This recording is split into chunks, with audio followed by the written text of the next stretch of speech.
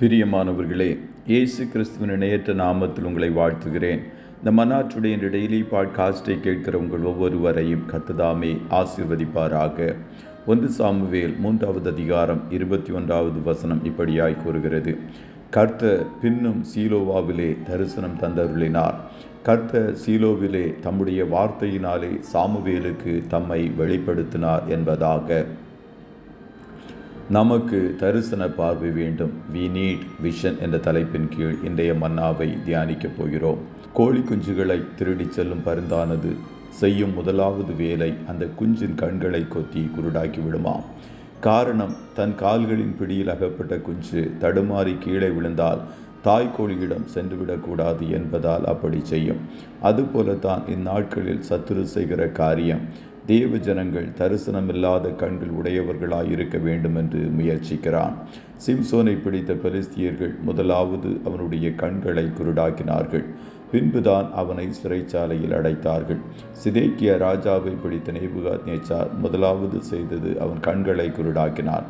சத்துரு நம்முடைய கண்களை தரிசனமில்லாத கண்களாய் மாற்றிவிட ஒரு நாளும் நாம் அவனுக்கு அனுமதி கொடுக்கக்கூடாது. இயேசு ஒரு பண்டிகை நாளில் எருசலேமை நோக்கி கடந்து சென்றார். தூரத்திலிருந்து எருசலேமை நோக்கி பார்த்தார். அவர் இருந்த இடத்திலிருந்து எருசலேமை பார்க்கும்போது எல்லாருடைய கண்களுக்கும் எருசலேம் மிகவும் அழகாக இருந்தது. குற்றால அருவியை பார்க்கும்போது அங்கே இருந்து வரும் நீர்வீழ்ச்சி புத்துணர்ச்சியாக இருக்கும். ஊட்டி மலையில் இருக்கும் மலர்கள் நம்முடைய கண்களை கவர்ச்சிக்கிறதாயிருக்கும். கொடைக்கானல் மலையில் இருக்கும் பைன் மரக்காடுகள் பார்த்தால் மிகவும் அழகாக இருக்கும். இதுபோல மிகப்பெரிய தேவாலயம், நேர்த்தியாக கட்டப்பட்ட பட்டணம், இயற்கைகளில் மிகுந்த பட்டணமாகிய எருசலேமை இயேசு பார்த்தார். ஆனால் இயேசுவுக்கு இவை அனைத்தும் வியப்பாக இல்லை. காரணம், அவர் தீர்க்க தரிசன கண்களை உடையவராக இருந்தார்.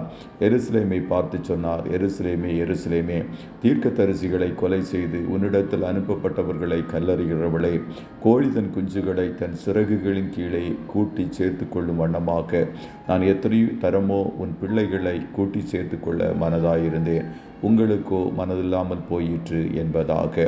இப்படிப்பட்ட தரிசனமுள்ள கண்கள் நம் அனைவருக்கும் வேண்டும். தேசத்தை குறித்த தரிசனம், சபையை குறித்த தரிசனம், பட்டணத்தை குறித்த தரிசனம் நம் ஒவ்வொருவருக்கும் வேண்டும். தரிசனம் இல்லாத இடத்தில் ஜனங்கள் சீர்கெட்டு போவார்கள்.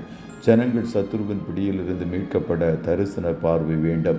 மிஷனரி ஸ்தலத்தில் பணிபுரிபவர்களை ஜெபத்தாலும் காணிக்கைகளாலும் தாங்க தரிசன பார்வை வேண்டும். தேசமெங்கும் சபை கட்டப்பட தரிசன பார்வை வேண்டும். ஊழியக்காரர்களை உருவாக்கும் தரிசன பார்வை வேண்டும்.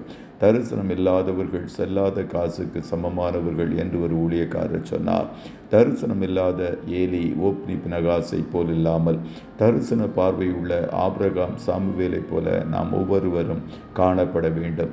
கர்த்தரிடத்தில் தரிசன பார்வை வேண்டுமென்று மன்றாடுவோம். அவர் தரிசனத்தை கொடுப்பதோடு நின்று விடாமல் கொடுத்த தரிசனத்தை அவரே நிறைவேற்றவும் செய்வார். கர்த்ததாமே உங்கள் ஒவ்வொருவரையும் ஆசீர்வதிப்பாராக. ஜெபம் செய்வோமா? நல்ல தகப்பனே, உம்மை நன்றியோடு துதிக்கிறோம். இந்த மன்னாற்றுடைய டெய்லி பாட்காஸ்டை கேட்கிற உடைய பிள்ளைகள் ஒவ்வொருவரையும் கர்த்தர் ஆசீர்வதிப்பீராக. ஆண்டவரே, உடைய பிள்ளைகளுக்கு தரிசன பார்வையை கொடுப்பீராக. உங்கள் கண்களை ஏறெடுத்து பாருங்கள் என்று சொன்னீரே. வயநிலங்கள் அறுவடைக்கு ஆயத்தமாய் காணப்படுகிறது என்று சொன்னீரே.